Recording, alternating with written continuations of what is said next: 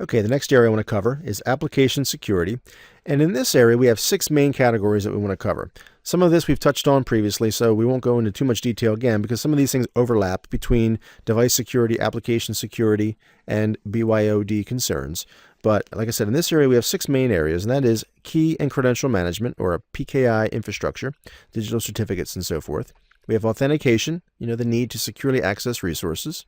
We have geotagging, which you may or may not even be aware it really exists when we create pictures and documents and so forth. We'll talk about that more in just a moment. We have encryption, which we've covered before. And then we have application whitelisting and blacklisting, which we've covered previously in this video. And then transitive trust and authentication. And we'll go into more detail about what the transitive trust and the transitivity itself really means. So let's go ahead and start off with key and credential management. So when we're talking about securely accessing resources, okay, as a security professional, we need to be able to manage device content and access an authentication and understand that that is critical to providing a secure environment. The company obviously needs the ability to manage the devices that we give out to employees. Again, we have a lot of mobile personnel. We need to give them access to corporate resources, files, folders, documents, email, and so forth, but in a secure fashion. Okay, we need to be able to manage that connection and also control access to the devices themselves. So digital certificates are what we use primarily to allow that authentication to take place. Okay, so that's a PKI or a public key infrastructure. And by pushing out these digital certificates to the mobile devices, in this case, we're pushing one out to an iPhone, that user would accept that certificate. And by doing so, they would install that certificate, which has a finite lifetime. Okay, it would expire after a certain period of time. We see here that it would expire in December 31st of 2015. So this description of this specific certificate would allow client authentication. So it would allow them to authenticate perhaps to the Wi-Fi network or to some corporate resource.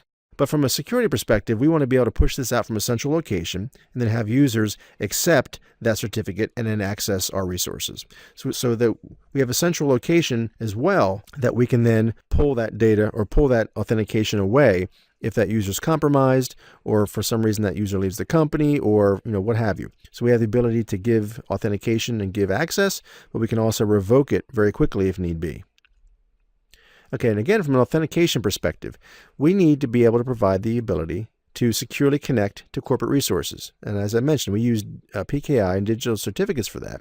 But we also need to make sure that in doing so, we enforce password policies, we enforce lock screen and just access control policies so that the user's smartphone will lock after a certain period of time, requires a strong password to access again. We need to make sure that we push out certificates so that we can enforce a VPN and two-factor authentication policies. All right, so if a user wants to VPN in, whether it's via a laptop or their smartphone, we could require them just to put in a password, or we could say they need an RSA token or some type of token that changes every 30 or 60 seconds. Right? So that way they could put in a PIN number, but that is only good for a certain period of time. So with having that two-factor authentication, we provide an extra layer of security to allow a remote worker to access corporate resources over a VPN. But if that laptop or whatever was compromised, that the attacker wouldn't necessarily have access to the RSA token. So they may have access to the physical device, but if they don't have access to that token, that changes every 60 seconds, it doesn't do them much good. So they wouldn't necessarily be able to impersonate that user and then VPN back in to the corporate network.